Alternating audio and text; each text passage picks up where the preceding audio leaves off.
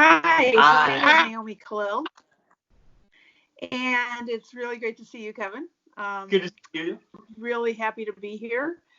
Just so that everybody who's watching knows, I am a diversity and racial justice warrior. I have been working in the realms of racial equity and racial justice for over 20 years in different roles and different capacities.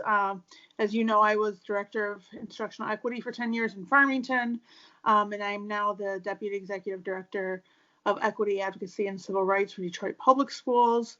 Outside of that, I also am a restaurant owner for a restaurant in Detroit, La Feria Spanish Tapas, and we go out of our way as a business to make sure that we are, employing in an equitable and just way, as well as uh, trying to execute as much economic justice as we can through our restaurant, not only for our employees but for our community at large. And last but not least, I do equity and diversity consulting for law firms, for educational organizations, for corporations who are looking to really push their employees, expand their community, and really shift the structural and institutional racist practices that are so prevalent in this country.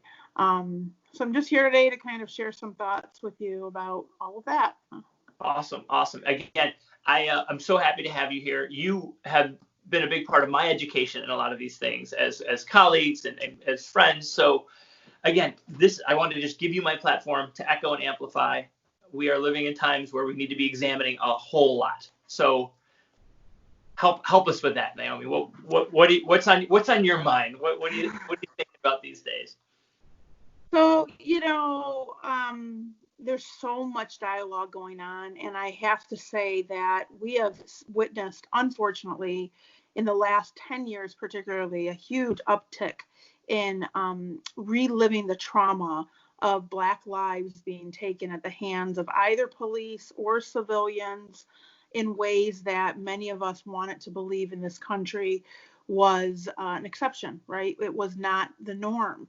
And we've seen so much of it that at some point, I believe we started to become numb to it.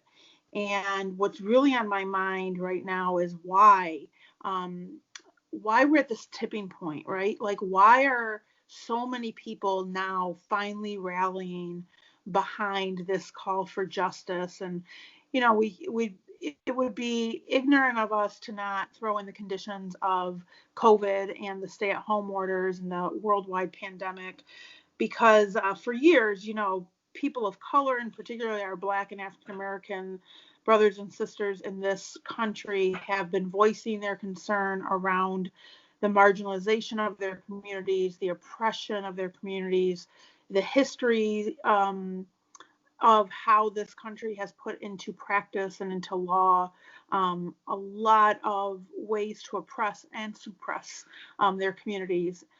So I keep asking myself, well, why now? Why are so many people finally heeding this call? And I think, there's a lot of talk about this concept of interest convergence, right? When the interest of the dominant culture converges or starts to blend with the interests of the oppressed cultures and the marginalized groups, then we start to see change. And while we should have been doing this for years, I kept holding my breath, right? Like, when are we going to have this moment when enough white people are also feeling suppressed and oppressed and marginalized? And I really think the pandemic brought that type of reality to the forefront.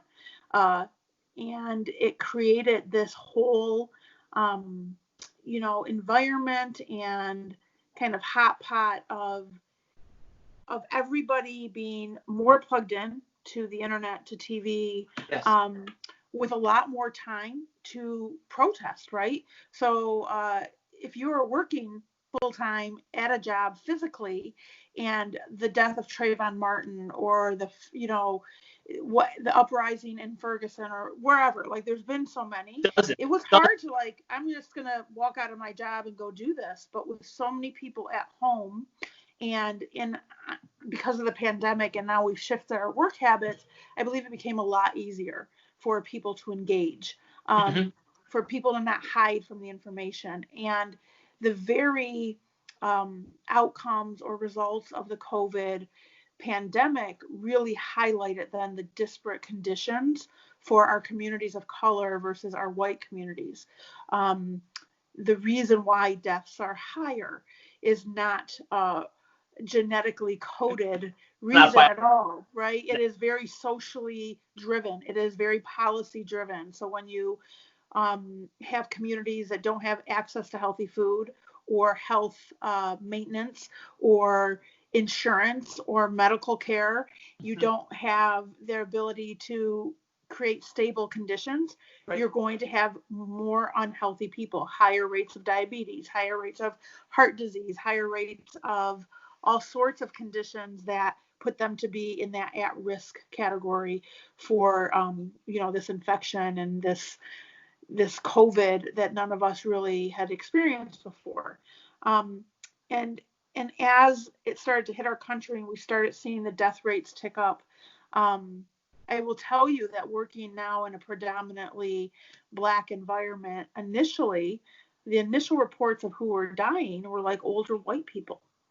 The very initial reports, and there was this rhetoric for a real hot second. It didn't last long within the Black community of, well, maybe we got lucky. Maybe this one's going to skip us, right? Like, I did not know that. Maybe we're immune. Like, what's going on, right? And as it started to play out, it became very, very painfully obvious that no one was immune to falling ill, and that the more equipped you were with health insurance and healthy food and the ability and the privilege to isolate yourself because of the type of job that you hold in society, obviously the Black community became quickly aware of, no, we're not safe from this either. And actually, we're going to get hit harder and disproportionately harder. And so we're seeing that in the statistics of that. And I really just think that when you couple all that with what were four very blatant demonstrations of people dying at the hands of police. You have obviously the Minnesota case, you have the Georgia case, you have what happened to Breonna Taylor, who was shot while she slept. You have the white woman in Central Park who was not following the rules with social distancing and wearing a mask and walking her dog, threaten the Black man who asked her to put a mask on, that I'm going to call the cops and tell them that there's this Black man threatening me. Race. Yeah, so talk about using the proverbial race card, right? It was used as a power play on her part. So when you couple the Black community looking at, well, we are disproportionately being affected by this pandemic, and it's really highlighting all the huge gaps that exist in our society because of structural practices. And now we have all these blatant demonstrations of everything. This is our rallying card. This is our tipping point, right? There have been some tremendous online features of people talking, speaking their truth. There's one lady who I believe was in the Ohio area. I could be wrong, but I believe she was outside of the Cleveland area, who was speaking about the game of Monopoly and how imagine playing the game of Monopoly and imagine playing 400 rounds of Monopoly where you don't get to buy anything, own anything, and everything you earn has to be turned over to your opponents, and you're working on their behalf. And then you get about 50 rounds where supposedly you can own some stuff, but it's going to be taken over by those opponents that you're playing. And it's going to be stolen, and it's going to be appropriated by them. And so I thought that was a phenomenal analogy, because if you play for 450 rounds and you figure out that by going and playing these rules, I still can't own anything, you might, toss the Monopoly board up in the air and scream, right? And so when we look at these protests and we look at the reaction that some of the people are having to the protests, we have to kind of keep that analogy in the back of our heads and say, hey, This is 450 years of intentional suppression and oppression of a community. And if we can't wake up and see that there's effects of that, we've got some more work to do. And I definitely think we have a lot more work to do, but We do. I think So what and I love that contextualizing. I had not heard the monopoly piece. I keep going back to Langston Hughes, what happens to a dream deferred, and that final line in italics, or does it explode? Asking the question. And so we clearly have work to do. More people are looking at the work. You and I were joking online, like, I don't know how you'd miss all the posts. Like, everybody's posting, everybody's doing this. What do you see? Because you're in charge of the work. You've been doing the work. You've been banging this bell for a long time. right. What are some things we can look to do? What are some things we should be expecting people to do? How do we sift through all the posts and all the books? Like, and I ask this sheepishly as a white person, because it's not everybody else's job to educate us. That's part of privilege. That said, I think a lot of people are very well intentioned and still not unsure of what their next action is. So what direction do you see the work going? What should we expect of ourselves and of others as this work continues and hopefully is energized by this all these confluences? Yeah, so there's a few things. First and foremost, I think the most underrated skill of equity or thing you can do is learn to listen and learn to not talk and fill up the space with a lot of words. A lot of white people particularly are not used to having to be silent and not centering their perspectives, not talking about their feelings or their reactions to things. And that's particularly tough when you want to be an ally and you want to dig in and you're not sure where to step and you feel like there's minefields for you everywhere. I would ask people to lean into that discomfort. If nothing else, it gives you just a small sliver or glimpse into the years and years of oppression and discomfort that our colleagues and friends and fellow citizens of color have felt, right? But I think it's more than just leaning into discomfort. I think it's understanding that if you're not actively doing things to dismantle it, you are by default upholding whatever system is broken, right? So as you know, we have a colleague, his name is Calvin Terrell. He brought to both of us, Kevin, the idea that, and he shifted his language, not away from this, but even more centered in the heart. But he said we're all either supremacists or agents of supremacy, and that's really hard to swallow. But when I say we all, I really do mean all. So we're all part of this larger system that has been built, this economic, political structure that has been built and called the United States of America is built on concepts and ideals of the individual, not of the collective. It's built on concepts and ideals of economic growth based in capitalism, not based in socialism. And I know that's a dirty word for some, but really the concept of we're going to make sure that everybody in society has their ability to have a life where they can thrive and grow and not just barely survive. So a lot of the problems that we see in this dichotomy of how to access the work is on one side you have well-intentioned people who are kind of lost because they don't know what they don't know, and you have the other side who's demanding impact. Like for 450 plus years they've been hearing a lot of well-intentioned stuff, words, thoughts, papers thrown at them. They want more than stuff. They want action. So I really encourage our white allies in the work, or people who, are just coming to this, to start digging in. There's a list of resources that are called the scaffolded resource list for anti-racist work. And it really allows you to kind of access your own journey and enter and exit that list of resources. So I think you can watch, you can read, you can post, you can donate, you can get out and put some shoes on and go on the street and protest. I don't think what's great about this is that there's not a one-way solution. There's not just one way to participate and make a difference. There's 1,000 on-roads that the key is that you're consistent and persistent. You can't give I up love, and get yeah, consistent and persistent, right? You're I love consistently the, going to go ahead. I am afraid that we're all really fired up, and many of us are fired up, and many of us are focused, and many of us are pissed. And then the quarantine is going to disappear, and the boat's in the water or the lawn, and we're just going to lose it because we made Malice Green 25 years ago.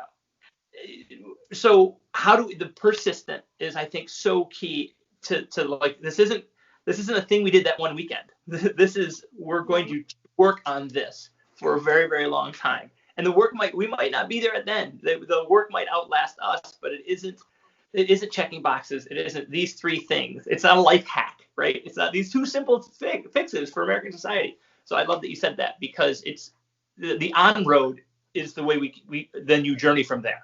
Right. And so as you dig in and read, you might be even more dismayed and more bothered with the new learnings you have. And that could lead you to more action. It could possibly lead you to more paralysis.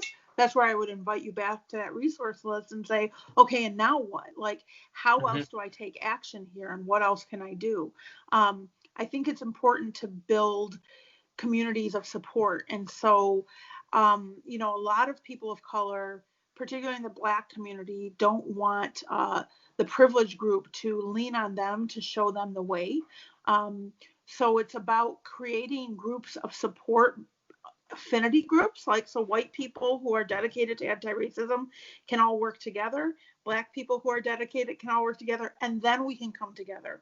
But whenever the two converge too early on in the process, what ends up happening by default is that the privileged behaviors and narratives of the dominant culture seep in, and it takes a lot of work on both sides of the aisle to not play into that very same interactive, like like paradigm, right? So people of color are very used to having to make sure that white people are comfortable, that they're monitoring their language, their body, their tone, and everything about them, because there's been too many lived experiences along those 450 years of, if you don't, your life is at stake. Right. So there's a whole broken trust, right? Our societal pact is broken. Trevor Noah did a great piece on that. We have broken our ability to say, okay, law enforcement is here to correct crime, when they've broken the trust and gone so far beyond correcting or policing crime. They've gone into, unbelievably immoral and unethical areas of behavior. And so once trust is broken, it takes a lot to rebuild. And that's where the action and the impact piece comes back into play, right? So words are one thing, but when you show up and you stand in front of the barrel of that gun for me and say, no, not this time, I'm going to know that you mean business and I can trust you. But I'm also going to know that when you protest side by side, when you're not asking me to guide you, when you're digging in and doing your own reading, your own research, your own knowledge acquiring, when you're intentionally interrupting and asking for clarity and echoing and guiding and educating, when you're taking those steps. And that's what I mean about the consistent. So it's not that you see something blatant and you're like, hey, that's not right. It's also in the casual conversation with your loved ones, with your family members and friends. It's about making choices of where you're going to spend your money and what organizations and corporations you're going to support. Who's really come out and put the money where their words land with their impact, and can you support them over others? I think of Chick-fil-A, and I'm going to name it, and I don't know if you'll need to cut this out, but people go Nope. crazy for their Nope. chicken sandwiches. And I keep going, wow, really? Because Chick-fil-A has a really documented long history of racist behavior and anti-LGBTQ behavior. They have donated, they have gone to lengths of supporting candidates, they have withdrawn their franchise locations from areas that might be too Black or too gay or too diverse. And yet all people, regardless of the melanin in their skin, will go crazy for their products. And I just keep saying, well, that's great. I'm glad they taste great. But where is your compass guiding how are you Yep. continuing to support a corporation that actively and very publicly does that, right? So when Yeah. the owner of Home Depot and all of their corporate affiliates can throw money at Trump to build a wall to keep immigrants out, and yet the populations that flock there are pouring money into those coffers so they can continue to do that, we have to follow the trail, right? So Yep. one of the largest impact pieces that I believe all people can do, but particularly white people, because we happen to have more capital and have more consumer power, is follow our money. Follow Yeah. it. Follow it back to the source, right? Who's Yep. going to benefit from this? Who's not going to benefit from that? And then make your conscious decisions, right? There was a lot of lists that came out when Flint's water crisis Yeah. became very public of do not buy these brands because they all contribute or are owned by Nestle. I think people stuck to it by about this much time, right? So that's Yeah. where I go back to that consistent and persistent. You've got to consistently make those decisions and adjust your life. Might not always be comfortable, but No. it's but this work and being anti-racist by definition is not being comfortable. It's forcing yourself to be uncomfortable and living in that space so that you can truly make change. It's growing pains, right? You don't grow without some pain, and that's okay. So you mentioned that scaffolding. I'm going to drop that into the about on this video. And the other site you spoke about earlier was edchange.org. Yeah, And that's it's a great resource gathering okay. site that has a lot of documents from Paul Gorski. He's a tremendous anti-racist educator and leader. You can find him on all the social media platforms, but there you're going to find like pitfalls. If you're white and trying to do this work, what should you not do, right? What are some common pitfalls? What are some racial equity detours and how to avoid them? What are the 7 guiding principles of racial equity that schools should follow, that educators should follow? How do we stop focusing on gaps, and how do we stop talking about deficits of kids and those who are at risk? Why are we not putting our attention and our energy and our political power behind fixing a broken system, right? Versus trying to fix, we're not putting the onus on the kids. How do we get beyond celebrating diversity and really digging into, unequal treatment for unequal? That's one of my favorite concepts of Paul Gorski. He promotes unequal treatment of those who've been treated unequally, right? And this country loves the rhetoric of equality, Mm-hmm. But equality should be a base assumption. It should not be a fixed application, right? When you're trying to fix something, you've got to go to that concept of equity, which is giving people what they need to thrive.